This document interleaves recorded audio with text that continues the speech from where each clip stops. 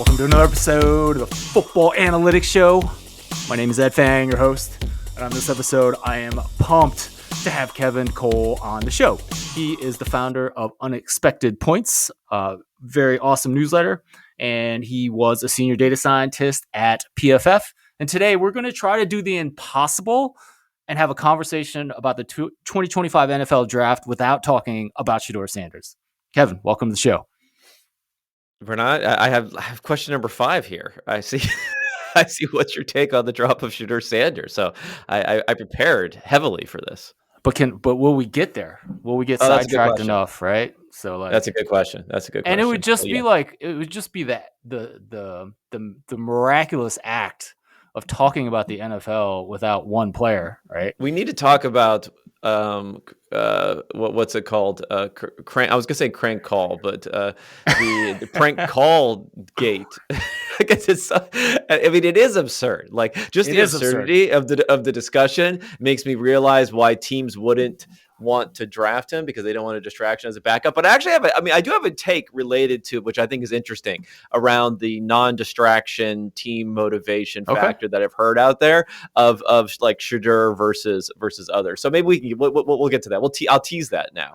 That sounds awesome. So I will fail on my goal of having a podcast without talking about Shadeur, but that is completely fine. The Football Analytics Show is brought to you by the Power Rank Sports Betting Newsletter. Looking for some action on any given weekend? This is a free service for you. The 5 Nugget Saturday is my curated list of tips and analytics. To sign up for free, go to thepowerrank.com. Kevin, when we are predicting the 2025 season, does the draft even matter?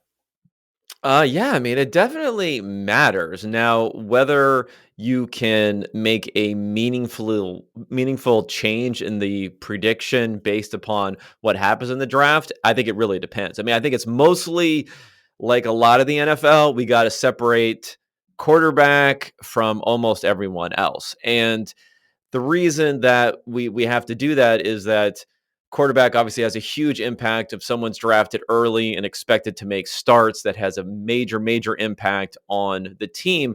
And what it does mostly is it really just, increases quite a bit the variance of performance that you can get for an entire team. So I think that's probably a good way to look at it, even if maybe it doesn't change your median outcome that much versus a high quality backup type of veteran. So I think that's important. And maybe the other thing to remember is that don't overweight the non-quarterback type of acquisitions and checking boxes and filling out rosters to make them look all beautiful, because there's going to be so much chaos sometimes before we even get to the season, just through training camp with injuries and depth chart changes and other things, that things can look a lot different going in there. So don't celebrate too much about these rookies coming in, because very typically, they're giving maybe half to a third of the value that they're going to give in their peak veteran years as rookies coming into the NFL.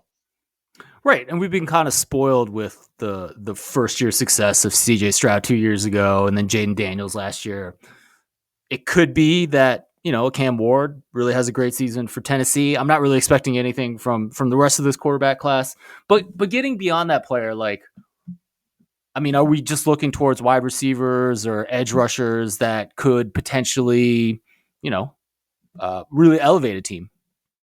Yeah, I think wide receivers are interesting. There's definitely the production has gone up. I mean, wide receiver was a position that it's not that long ago, but I feel like it's a very, very long time ago when I thought about first getting into NFL analysis and doing fantasy football analysis, more than a decade ago, that probably right about at that time, because I guess the 2014 draft class was really like a revelation as far as all these rookies coming into the NFL, including Odell Beckham Jr. being one of them, but not even beyond him, Mike Evans and Brandon Cooks and Kelvin Benjamin, I think may have been in there, as a bunch of guys who had really strong 2014 seasons. And that was something that you typically didn't see, is the rookies be really good. In fact, it used to be more like a year 3 breakout for wide receivers, but we've seen these guys be more and more impactful. So I do think wide receiver matters quite a bit. Edge rusher is interesting, because edge rusher, by the numbers, if you look at analyses that have been done on this, it doesn't have as much of an impact in year one. I know we saw, Will Anderson Jr. have a pretty good rookie year. So it's definitely possible that guys can step in and be pretty good. But edge rusher is actually typically one of the positions that has a big jump in year two, even more so than wide receivers at this point. Do you have any hypotheses for why wide receivers are starting to make an impact year one, like a Brian Thomas Jr.? It might be somewhat related to maybe quarterbacks, starting a little bit earlier and everything else. It's just more reps. You're getting tons and tons and tons of reps as a wide receiver, tons and tons of reps as a quarterback. And then also offensively, it used to be more of a single wide receiver, not necessarily dominating on every team, but more of a concentrated targets, at least as a percentage basis, going to one particular dominant wide receiver. Let's say, it's kind of like how wide receivers have changed the prototype, the prototype being a, Megatron or a Andre Johnson type in the past. And now it's moved into, we've seen, you have Justin Jefferson, who is maybe more in that sort of mold, but even he's nowhere close in terms of size when it comes to those other guys. But then it also floats down to, Puka Nacua and others of the world, where just different types of receivers can really fill different roles, and the ball is distributed much more than it has in the past. I think that just raises the floor for these rookie receivers being useful in year one. They don't have to go and take over and work on their craft and build up their bulk to become the dominant prototype wide receiver one to really have an impact. Excellent.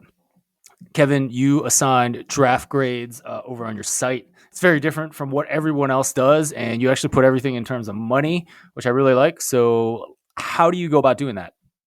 Yeah, you can always make your mental adjustments based upon all of these sorts of things. It goes with the territory, even when we're talking about, expected points added per play for certain players. It's like, we get it. Not all the context comes into everything, but it's good to have a explicit, clear background measurement for what you're doing when you're measuring different things. So yeah, so when I look at it, I bring together three different main components. I like to put everything denominated in the same amounts. The same thing like with EPA, where you like to have everything in points, no matter who you're looking at. So you're not looking at you're not trying to combine different metrics. Everything's in dollars here.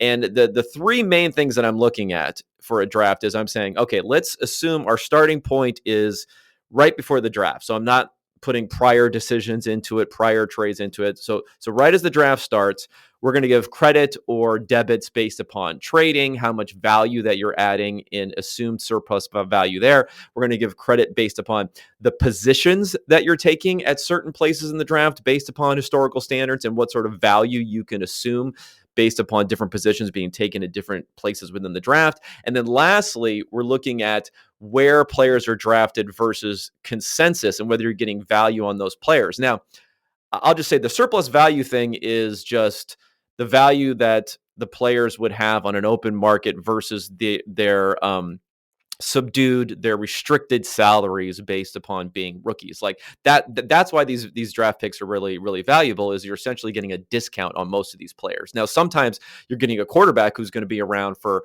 2-3 contracts. So that's a huge value out the entire time. But a lot of it is you're just getting cheap labor, basically, for the value that they're going to give. So that's why I kind of put everything into surplus value. And one thing I'll explain about the value, whether you're reaching or you're getting a quote unquote steal, is it's asymmetrical. Like, there is definitely, based upon past history, a underperformance of players who were drafted a lot earlier. So in other words, teams are spending more draft capital on them that you would have expected based upon their big board rankings. Those guys do underperform their draft slot. Whereas if a player falls and multiple teams are choosing against drafting that player, we might say, oh, this guy was supposed to be a first round pick and he's a second round pick, so they got a huge value. Well, the reality is you don't have to have one team making a mistake for that to happen like you do when a team reaches for a player. You have to have several teams making a mistake, and that just happens less often. Normally, those players play in line with their draft status. They don't actually give more value than what their draft status is. Excellent. So when you do surplus value, you talked about positional value. We did have this odd situation where the Browns took 2 quarterbacks, right, in the later rounds. They both can't play.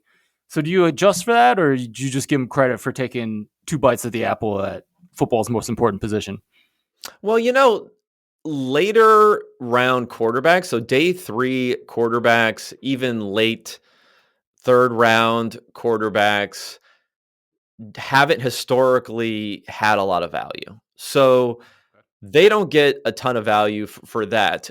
So like the component is not just a amount of value that I'm stamping onto each position, no matter where you're taking them. It's contingent upon where you're taking them in the draft. Now, quarterbacks taken early in the first round, even through the second round and through about midway through the third round, do give pretty massive value over other positions historically.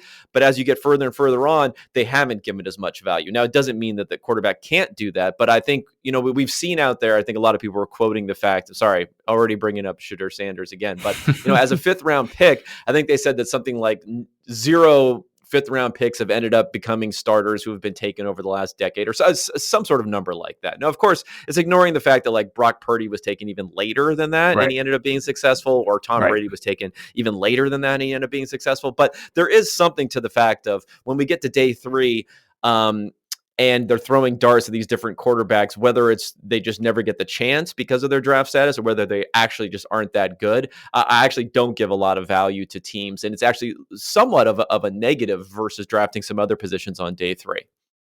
Interesting. Kevin, maybe give me a team based on your analysis whose draft you really liked. Well, I mean, I think this is one that aligns with what the normal kind of normie draft crowd is saying, and that's for the New England Patriots to have had a pretty good draft here. Um, they had a lot of positional value added. So for a team that did not draft an early quarterback, so the Titans and the Giants get a lot of positional value based upon making first round picks on quarterback. So if we set that aside and we say, okay, well, they already have a quarterback who they like, so that they weren't going to draft another one. But for the other positions, like getting a tackle early is very important. Now, they did take a running back in the second round, so that was a little bit of a hit, but they also drafted some important high value positions later on. So they have that. I didn't have any negatives for them for reaching too much. They seem pretty good in that category. And then they also picked up some trading value. I mean, it wasn't a ton of value, but they secured another top 100 pick by moving down only 8 spots in the third round. And they didn't. So you combine that, and that gives you some juice, about 10, 11 million in surplus value on top of that. I like it going across the board. And they also were the number 1 team last year by my numbers, partially because of the fact that they drafted a quarterback early. So you combine these two things back to back. I think it's a nice value add that they're getting into the system here with having that second-year quarterback who could take a leap this year. Excellent. So thinking about the surplus value for quarterbacks, if you're a team that doesn't need a quarterback, you can't necessarily optimize, this analytic draft grade that you're giving, right? Because you just don't need to draft a quarterback like a New York Giants did with Jackson Dart, right?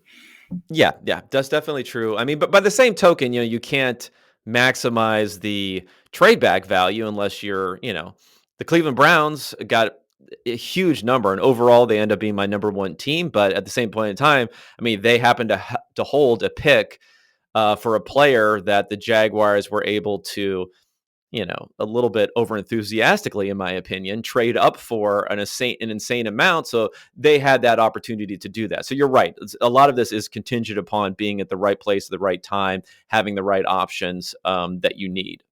Right. Yeah. So I'm just trying to say, it's like, I really respect your analysis. That's why I wanted to talk to you about it. But it's not necessarily like a team is trying to optimize Kevin Cole's post draft analytic grades, right?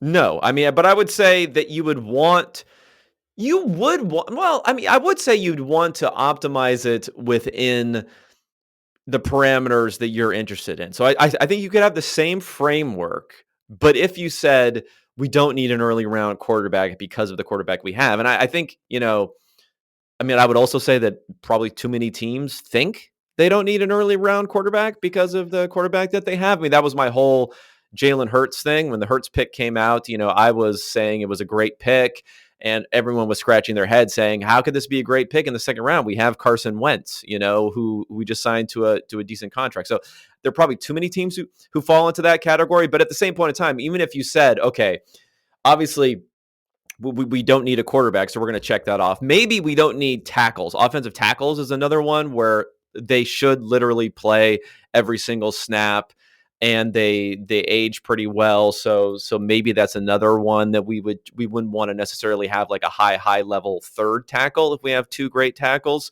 in that category who are in their primes. So outside of that, then you could still say I want to maximize it still just under those parameters, and I would say it would be the correct draft strategy to do.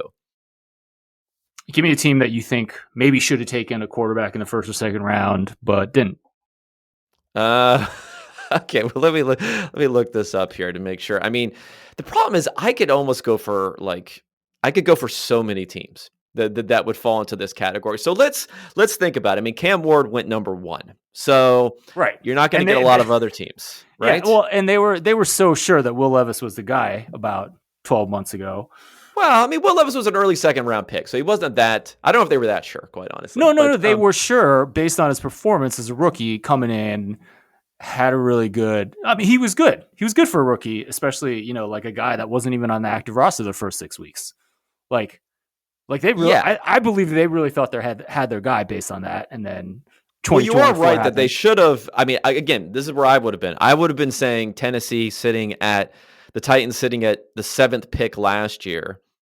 They were too much box checking. They were saying, okay, we got the quarterback box kind of checked, maybe, or we're not willing to move on yet at this point. That's the thing it's like they have the box checked and they're like, we're not willing to move on. We're not willing to move on. We're not willing to move on. And then boom, you're dead to me. It's just like overnight. It just shifts for there where I would have a little bit more gradation in here. So yeah, it is true that last year they were sitting there where Penix, McCarthy, and Bo Nix all went after that. So I would have looked at them last year. But I mean, sorry, I'm just roundabout way of looking at, no one so it would really be in this situation saying, and I'm going to believe the NFL's evaluation on this, like Jackson Dart is, the late first round pick. So who else, if you're going up the board, who else would you have looked at? I mean, obviously the Pittsburgh Steelers are a team that supposedly we're looking at quarterback. So I think that could be interesting. The Seattle Seahawks did take a quarterback in the 3rd round, which I think that's a pretty interesting one it brings some flashbacks to 2012 and when they drafted Russell Wilson in the 3rd round after signing Matt Flynn to a pretty decent contract in that point in time. Not to say Flynn is equivalent to Darnold. Darnold had a great season. Flynn was a great one game that he was I think he threw 6 touchdowns or something like that, but it was still one game that he came in based upon. So that's another one on here. But as we float up a little bit further on here, I mean, I don't know, the Colts are another team. Right. I know they got 2 options here, but I'd just be willing to move maybe a year or 2 faster than some of these other teams are to bring in someone and bring in some competition rather than wait to be 100% certain you want to move on before doing that. For sure. Love it. Give me a team whose draft that you really don't like based on your analytics. I mean, just by the numbers, I'll just say the Jacksonville Jaguars were last here. I mean, not only the trade up is mostly what we're talking about here, right? But there's also not necessarily great value that they achieved outside of that. They did also trade down once and got a couple of future 3rd round picks. So from the Lions, maybe we can talk about the Lions a little bit too. But when it comes to the Jaguars and this trade up, again, there's no certainty that it's the wrong move. It's just the best that we can really do in this situation is, everyone has evaluations. Everyone knows Travis Hunter's a great prospect. Whether it'll be a great player or not, we'll see. But everyone knows he's a great prospect. The Jaguars don't have any especially unique insight, I believe, into Travis Hunter versus others.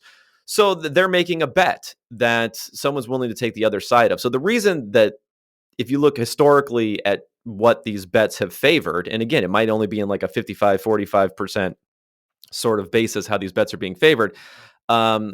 I mean, number one, just drafting any non-quarterback really, really, really early. Sure, you're likely to get an elite player, but the salaries at that level, over $10 million a year, And we're talking about where if you draft, 10, 15, 20 picks later, these guys are making only a few $1 million a year. So there's a big difference. There's a big difference as far as what your cost is concerned. So number one, just like taking any non-quarterback that early typically has not been as valuable as waiting on there. Number two, wide receiver is starting to get up there to being like a tier one type of position. So I'm not totally against wide receiver that early, but ideally, historically, you'd want an offensive tackle or a great edge rusher, players who are easier to evaluate because of the one-on-one nature of the position. And at least when it comes to offensive tackle, guys who can play at a very high level into their mid 30s a little bit more often. So maybe not ideal even from a non-quarterback perspective. And the third thing is if there is any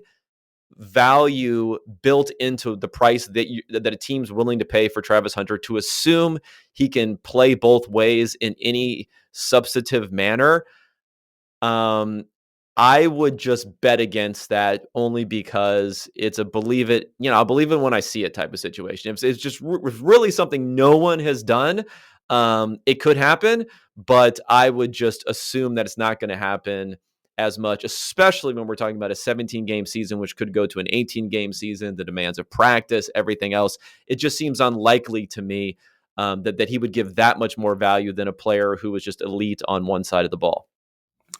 I don't think we've seen. I don't think we've seen a player play that many snaps on both sides of the ball, and even college. Like I know Owen Marisic did it at Stanford for a while, so at least Travis Hunter has that going for him. And then when you talk about his playing both offense and defense, did you work that into the positional value for him? Like when you did your analysis, like did you assume? I mean, I slotted him in as a wide receiver because it has a higher positional value than cornerback. So I just assumed he was a wide receiver. So no, I didn't add even more to it. It would have had a little bit to it, but cornerbacks, I mean, if you said he was a cornerback, then he's the earliest drafted cornerback in NFL history. So like no one's ever taken a cornerback that early. So that's another Really? thing that's kind of yes. So wasn't Denzel Ward like third? Fourth. He was fourth, and that was a little bit of a reach in my opinion. So I mean, he's ended up being a pretty good player, but that was a little bit of a reach. And I think Jalen Ramsey went fifth, maybe, or something like that. I'm not sure where Dion went. Did Dion go fourth? I'd have to look it up. But there have been wide receivers who have gone, Megatron being one of them, gone second overall, and obviously there's been offensive tackles and edge rushers and others who have gone that high. All right, Kevin, we're going to fail on my goal. Give me your take on the drop of Shadeur Sanders. Okay, just Deion Sanders, fifth overall pick, and you're not getting much better as a prospect than Deion Sanders. To talk about Shadeur's dad here. What about his son? What about his quarterback son? Yeah, well, I think he had a little too much Deion energy. It sounds like in these interviews. I mean, famously, Deion, when he was at the combine, teams would come up to him and they'd be like, "Oh, we'd love to interview you." And he's like, "Where are you guys picking?" And they're like, "Oh, we're picking at 8th." And he's like, "No." He's like, "I'm not." He's like, "I'll be gone by then. I'm not." he's like, "I'm not meeting with you. I refuse to meet with you." So here's my thing: quarterbacks. A couple of different things. Why did he fall? Yeah, it sounds like the interviews didn't go great, but I also think there's an element of musical chairs to quarterback needy teams. Again, we have too few teams who are willing to spend high draft picks on quarterbacks. Not that he deserves it or not, because he fell very, very far, but just generally for quarterbacks, once you have the Giants who decided who they're going to draft at quarterback, maybe even Jackson Dart, if he's not the 25th pick overall, if the Giants decide they don't like him and they decided that they liked Sanders and they took Sanders there, I mean, maybe their draft positions could be not flipped, but Dart could go, multiple rounds later or something like that because of how it works with the quarterbacks. Once the Steelers have decided, you know what, we're just going to go home and sit by the phone and, wait for the ayahuasca to wear off and for Rodgers to give us a call, maybe that's going to happen. And that's what they're going to decide. If they didn't decide that, someone could have been a mid-round, first-round pick. So I think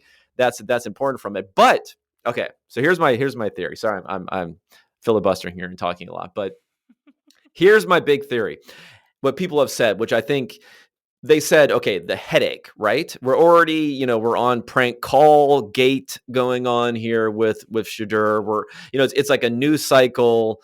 Get Up is going to be talking about a 5th round pick every single day as he has his docuseries come out, and President Trump is tweeting about whether he's being drafted or not, all this stuff.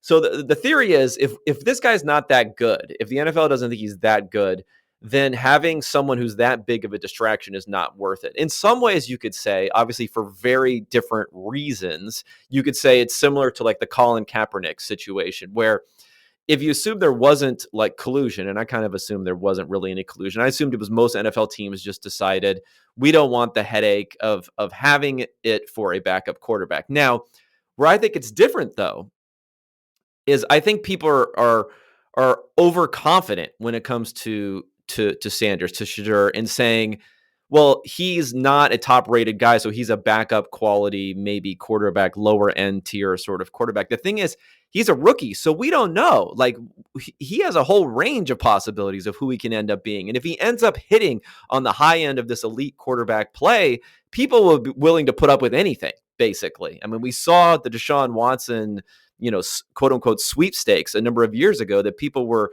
bending over backwards, willing to trade away all their picks for this guy, despite massive problems and distractions that are happening off the field. So I would say in that way, I think it's a bit different than if you're looking at Kaepernick, who was on the decline, was a veteran player. We kind of knew who he was. Sure, he was useful and maybe could have a bounce back season and could be great. But with Sanders, like, there is still some chance that he ends up being an elite quarterback. And if that's the case, teams could be missing out on that by being too confident of their evaluation that he's not that elite quarterback. Right. I mean, I certainly think this comes down to the fact that NFL teams didn't think that Shadeur Sanders was good enough to succeed in the league. And then you put the headaches of the celebrity and his dad and all that stuff on top of it. That's the main reason he fell, right? Yes. I think for sure you can't be too confident about that. Maybe he's going to be great. But then, why did the Browns finally end up taking him when they already took a quarterback in an earlier round? Yeah, I don't know about that one. I mean, the theories are that Jimmy Haslam, who, he's got his way of sneaking into decision-making quite a bit, it seems like, although he takes no responsibility for anything. So he's kind of got both sides of it going on, that he may have been part of the decision to take him. But I do think generally, like, what's the harm? What's the harm of taking a 5th round quarterback other than the bad hype, this and that? I mean, you could just flat out cut a 5th round pick before the NFL season even starts, and no one would blink an eye necessarily if it was another team doing it. People just might be like, oh, that was a whiff. But we've seen 1st round picks who have basically done nothing and have ended up being cut after a couple of seasons. It's rare, but it happens. So I just don't think the downside is that high. So, I mean, what do you think the owner's thinking is? Oh, this guy might be good. Quarterback's important. Yeah, guy might be good. I'm going to call the front office and say to take him. Well, I don't. First of all, this is a theory, so I don't know if it's true or not. But it does seem a little bit. Yeah. It does seem a little bit strange because, I mean, maybe the Browns are willing to do things differently. This is my other point. Is a lot of people are saying, okay, you got Deshaun Watson, who maybe the guy's just going to be on ice, and you're not going to have to worry about him factoring in at all to the discussion. You have Kenny Pickett, who you traded for. I don't know what you traded, 7th round pick or something. Probably it was probably nothing. You have Joe Flacco, who you signed. Again, you have another quarterback who you drafted, Dylan, whatever. Dylan Gabriel. Come on, man. This guy was productive at Oregon. I mean, I looked him up. It said 5'11", and I was like, "What the hell is going on here?" I think he's like 35 years old too. So, so you Dylan Gabriel, you got, and you have Shadeur Sanders. So people made the point of like, you don't have the practice reps for all of these guys. So how are you going to do it? Well, you know what I would do? Actually, I would do this generally. This is not even like a Browns take. This is just an every team take, because I would want to be constantly evaluating more and more quarterbacks if I did not have that elite quarterback. And by elite, I mean like super elite sort of quarterback.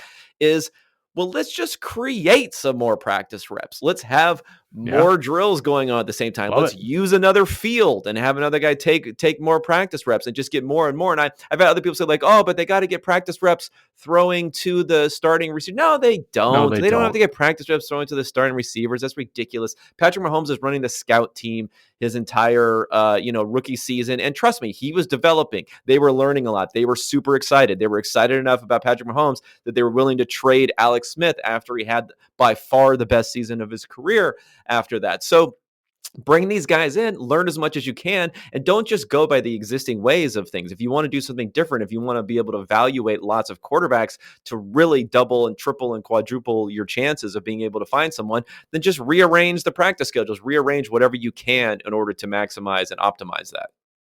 I love it. That's going to be the clip for this podcast because I completely agree. I mean, you got to think differently. You got to figure it out. And I remember talking to Cade Massey many years ago and just talking about how NFL teams, quarterback's the most important position. So you want as many bites at the apple as you can possibly get. The Browns have done that, and you got to figure out a way to evaluate all of them. Right? I mean, don't they do No, all totally. this VR practice stuff these days? Yeah, I mean, there's some sort of evaluation based upon that. So I think that's interesting. I'm not aware of exactly what's going on there. So I do think that's interesting. But this is always like the point that comes up when I am much more pro teams drafting another quarterback, that the responses that you'll get. And again, it's not that people are dumb with these responses. It's just everyone has a reflexive sort of like, oh, you can't do that. You can't develop two quarterbacks at the same time. You can't do this. You can't. It's just like, well, if you just ask why, if you just say why a few times when they say it, you quickly realize that there is no solid reason. It's just an assumption. And it's like, these guys have been competing. They competed in high school. They competed in college. They had multiple guys to go against. It ended up being weeded out. There's been multiple times in the NFL where there's been two quarterbacks on a team. Both of them ended up being Hall of Fame level players who've been on the team. Like, it has happened before. So let's not be constricted by what we think we know. And when the quarterback is that important, think outside the box, what we're going to do. Absolutely. Kevin, before I let you, that's my platform. I love it. It's going to be on social for sure. Kevin, you mentioned that you wanted to talk about the Lions draft class. I would like to listen to you talk about the Lions draft class, so go for it. Okay, well, I mean, it's not like that specific to this particular draft class, although again, they traded away these multiple third round picks to move up.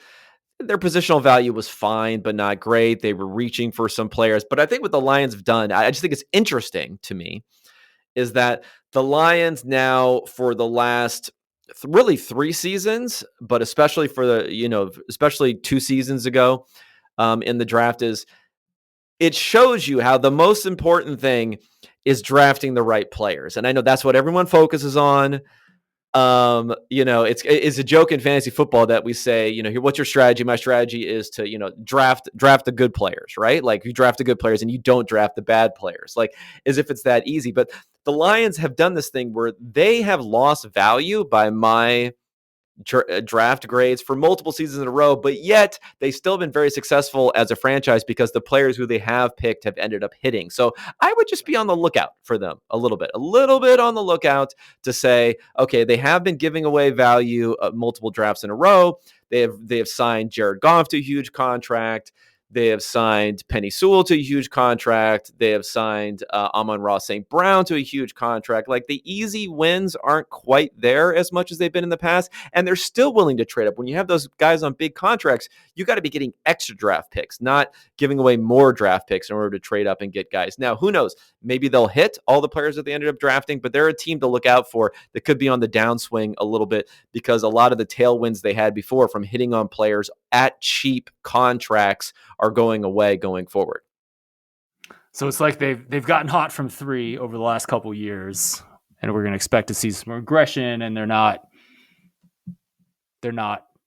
counterbalancing that out by taking better shots or something like that.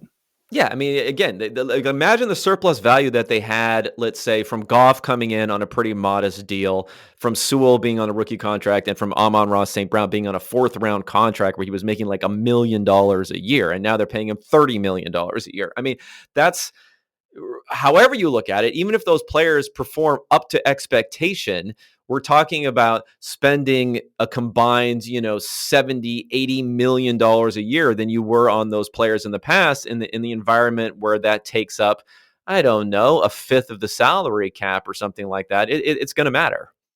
Yeah. Kevin Cole, thank you so much for joining me on the Football Analytics Show. Please let everyone know where they can find your work. Sure. So it is unexpectedpoints.com. That's the Substack. Again, I have all of the draft grades on there. I'll do a summer series on something. I may update my QB GOAT series, which I went through the 50 greatest quarterbacks of all time, according to that's this great content, dude. This model that I had based upon value added. So there could be some updates there. I think Mahomes was like already in the teens as of 2 years ago. So he'll probably be busting into the top 10. Josh Allen might be in the mix. Some of these guys who are currently playing are going to be in the mix, and you can see others who are in there. So that'll be the case. And of course, as we launch into the season, I mean, my big thing is I do these analytical reviews of all the different games, and I give this adjusted scores, and then also break down every single game with my commentary based upon things that might be missed as you're just looking at the final scores, or even if you're watching and you're just getting an idea of what's going on. There can always be some things that are missed in terms of the variance and how the value is being added or subtracted, and then how teams maybe played a little bit better than or worse than you think. Awesome. Kevin, I think you are pushing your lead of most appearances on this podcast even further as Dr. Eric Eager descends into NFL can't do podcastness. So he wants to, though. He wants to, trust me. No, he wants to get takes. He loves the takes. I feel bad for him that he's stuck on the inside, and he's just like yelling his takes into the void. He's yelling his takes into the void. Yeah. Yeah. I mean, this is the guy that's come on this podcast and be like, I wish I could be a professional podcaster, and then takes a job where he can't do that at all. Yeah, well, he'll be back. But anyways, I just wanted to say, like, there's a reason that you've made the most appearances on this podcast, because I think your analysis is excellent. Thanks so much for coming on. Thanks for having me.